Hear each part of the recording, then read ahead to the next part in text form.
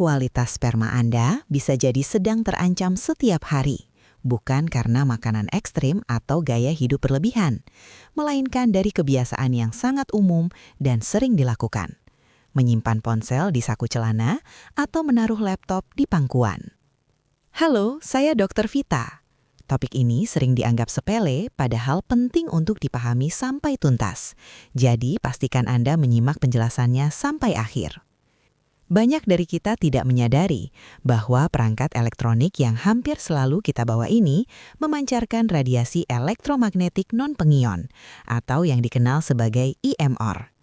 Selain radiasi, perangkat ini juga menghasilkan panas.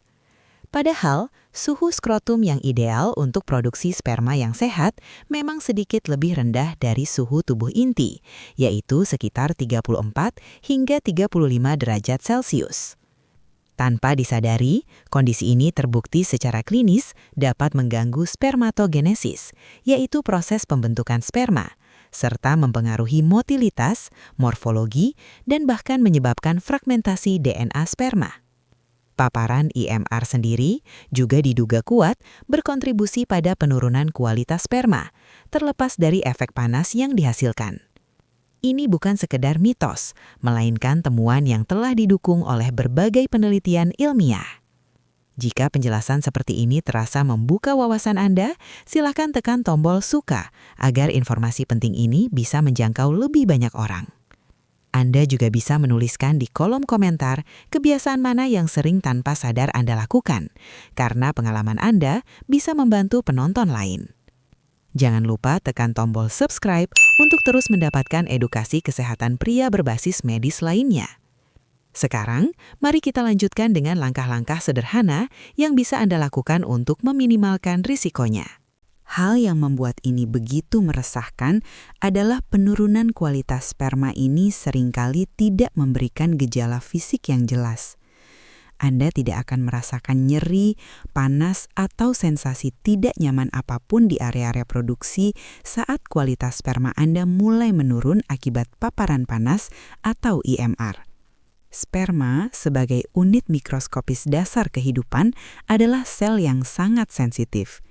Kerusakan pada motilitasnya, perubahan pada bentuknya, atau bahkan fragmentasi DNA-nya, semuanya terjadi di tingkat seluler yang tidak dapat Anda rasakan secara langsung. Tubuh Anda tidak akan memberikan alarm atau sinyal peringatan dini seperti halnya luka atau infeksi. Ini bukan sakit kepala, bukan nyeri otot, bukan juga luka bakar yang langsung terasa. Penurunan ini adalah bisikan sunyi dari sel reproduksi Anda, proses degradasi yang berlangsung perlahan dan tersembunyi. Anda mungkin baru menyadarinya bertahun-tahun kemudian saat menghadapi kesulitan konsepsi, atau baru terungkap melalui pemeriksaan analisis sperma di laboratorium. Itu sebabnya bahaya dari kebiasaan sepele ini seringkali terlambat disadari, karena ia merusak apa yang paling berharga secara diam-diam, potensi reproduksi Anda. Lantas, bagaimana sebenarnya paparan radiasi dan panas ini merusak sperma kita? Mari kita bedah lebih dalam mekanismenya. Ponsel Anda dan juga laptop yang diletakkan di pangkuan memancarkan dua jenis ancaman utama, radiasi elektromagnetik non-ionisasi dan panas berlebih.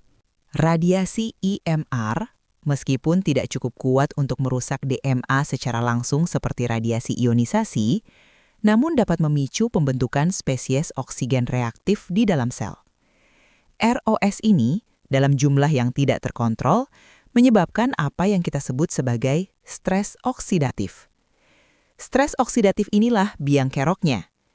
Di sisi lain, panas berlebih dari perangkat elektronik secara langsung menaikkan suhu skrotum. Padahal, testis membutuhkan suhu yang sedikit lebih rendah dari suhu tubuh normal agar proses spermatogenesis, yaitu pembentukan sperma, berjalan optimal. Peningkatan suhu ini mengganggu fungsi enzim dan protein yang penting untuk pembentukan sperma yang sehat. Baik stres oksidatif maupun panas, pada akhirnya bermuara pada kerusakan kritis. Stres oksidatif secara langsung menyerang membran sel sperma, mengurangi motilitasnya, yaitu kemampuan bergerak, dan merusak morfologinya atau bentuknya. Lebih jauh lagi, stres oksidatif dan lingkungan panas dapat menyebabkan fragmentasi DNA sperma. Fragmentasi DNA ini berarti ada kerusakan pada materi genetik di dalam sperma yang berpotensi mengganggu fertilisasi dan perkembangan embrio. Inilah yang membuat kualitas sperma menurun secara signifikan. Jadi apa artinya semua kerusakan ini bagi masa depan sperma Anda? Ini adalah konsekuensi nyata yang harus kita pahami. Ketika sperma terpapar stres oksidatif dan panas berlebih, dampaknya langsung terlihat pada 3 parameter krusial kualitas sperma. Pertama, motilitas atau kemampuan bergerak sperma akan menurun drastis. Membran sel sperma yang rusak akibat stres oksidatif membuat sperma kehilangan energi dan koordinasi untuk berenang lincah mencapai sel telur. Mereka menjadi lambat, bahkan banyak yang tidak bergerak sama sekali. Padahal perjalanan menuju sel telur adalah perlombaan yang sangat ketat. Kedua, morfologi atau bentuk sperma juga akan terganggu. Sperma yang sehat seharusnya memiliki kepala oval dan ekor panjang yang sempurna. Namun paparan ini bisa menyebabkan bentuk sperma menjadi abnormal, seperti kepala cacat, ekor bengkok, atau bahkan memiliki lebih dari satu kepala atau ekor. Sperma dengan morfologi abnormal ini sangat sulit untuk menembus lapisan pelindung sel telur atau membuahi secara efektif. Ketiga, ada penurunan signifikan pada konsentrasi sperma, yaitu jumlah sperma per mililiter ejakulat.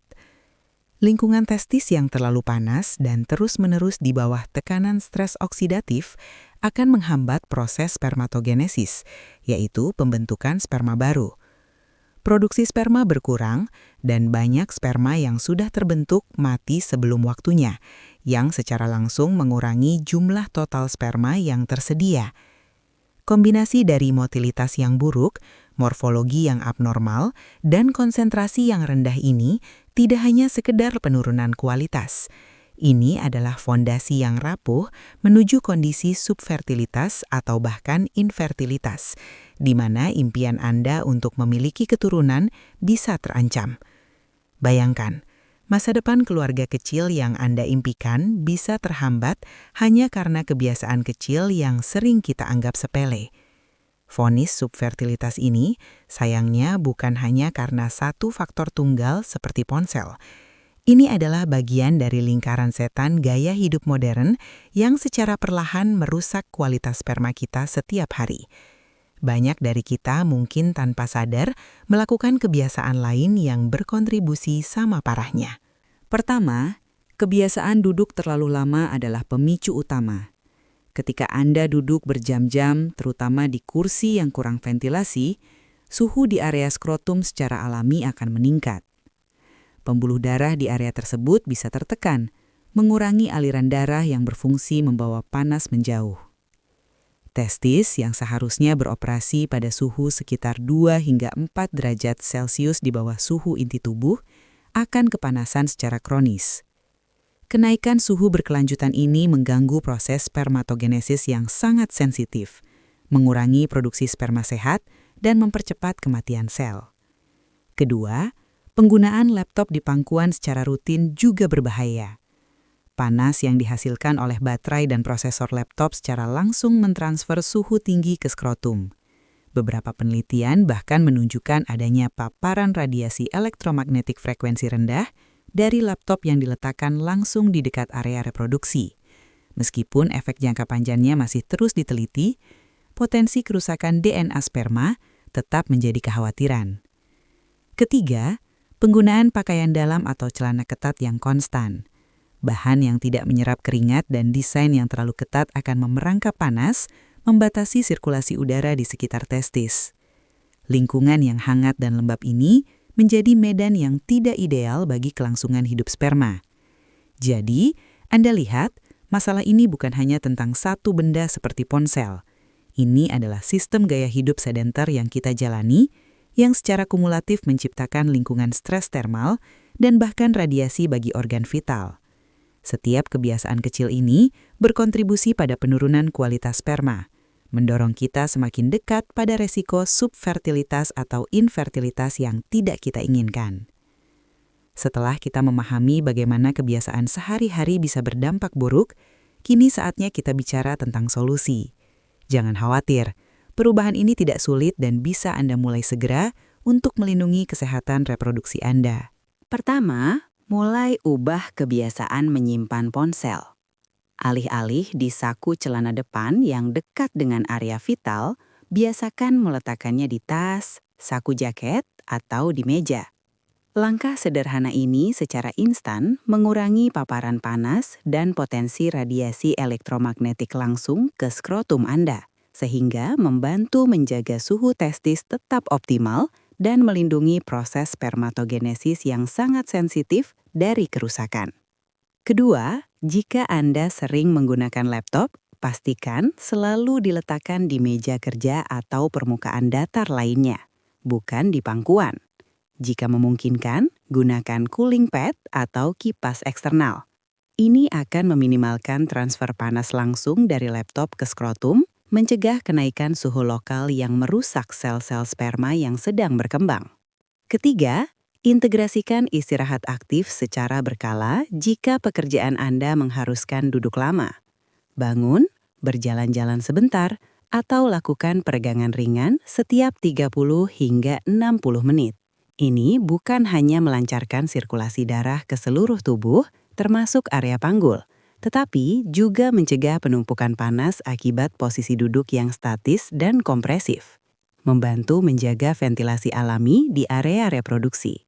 Dengan begitu, lingkungan di sekitar testis tetap sejuk dan sehat, mendukung produksi sperma yang prima.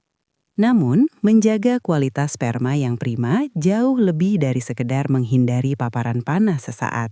Ini adalah investasi jangka panjang dalam kesehatan reproduksi Anda secara menyeluruh.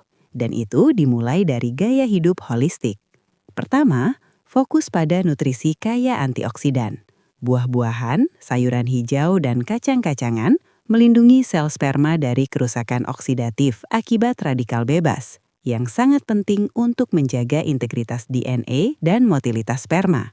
Antioksidan seperti vitamin C, E, dan selenium secara ilmiah terbukti mendukung fungsi ini. Kedua, integrasikan olahraga teratur.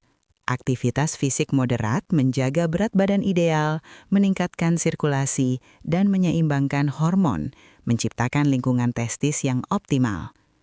Namun, hindari olahraga ekstrim yang bisa menaikkan suhu skrotum berlebihan. Ketiga, sangat penting untuk menjauhi rokok dan membatasi konsumsi alkohol. Bahan kimia berbahaya dalam rokok secara langsung merusak sel-sel testis dan DNA sperma, mengurangi jumlah dan motilitas. Alkohol, terutama berlebihan, mengganggu produksi testosteron, esensial untuk spermatogenesis. Terakhir, kelola stres Anda dengan efektif. Stres kronis meningkatkan kadar kortisol yang dapat mengganggu keseimbangan hormonal yang mengatur produksi sperma. Meditasi atau hobi dapat membantu. Ingat, kesehatan reproduksi pria adalah cerminan dari kesehatan tubuh Anda secara keseluruhan. Dengan mengadopsi gaya hidup seimbang ini, Anda bukan hanya melindungi, tetapi juga secara aktif mengoptimalkan potensi kesuburan Anda untuk masa depan. Harapan itu sebetulnya selalu ada di tangan Anda. Ingat, tubuh kita memiliki kemampuan luar biasa untuk meregenerasi diri, termasuk sel-sel sperma. Dengan perubahan gaya hidup yang konsisten dan dukungan nutrisi, lingkungan internal yang lebih sehat akan terbentuk, memungkinkan proses spermatogenesis bekerja lebih optimal. Ini bukan sekadar mitos, melainkan prinsip biologis yang didukung oleh berbagai penelitian. Sel-sel muda yang sehat dapat diproduksi kembali, menggantikan yang rusak, asalkan Anda menyediakan kondisi yang tepat. Jadi, jangan berkecil hati. Setiap langkah kecil yang Anda ambil, entah itu memilih makanan yang lebih baik, bergerak aktif, melepaskan kebiasaan buruk, adalah investasi berharga untuk masa depan kesuburan Anda. Jika setelah beberapa bulan konsisten Anda masih merasa khawatir atau memiliki pertanyaan lebih lanjut, jangan ragu untuk berkonsultasi dengan dokter spesialis. Mereka bisa melakukan evaluasi lebih mendalam dan memberikan panduan yang personal. Ingatlah, impian memiliki keturunan itu layak diperjuangkan, dan Anda tidak sendiri dalam perjalanan ini. Jangan lupa untuk subscribe ke channel ini dan bagikan informasi penting ini agar lebih banyak lagi yang mendapatkan manfaat. Saya Dr. Vita, jaga kesehatan mentalmu ya.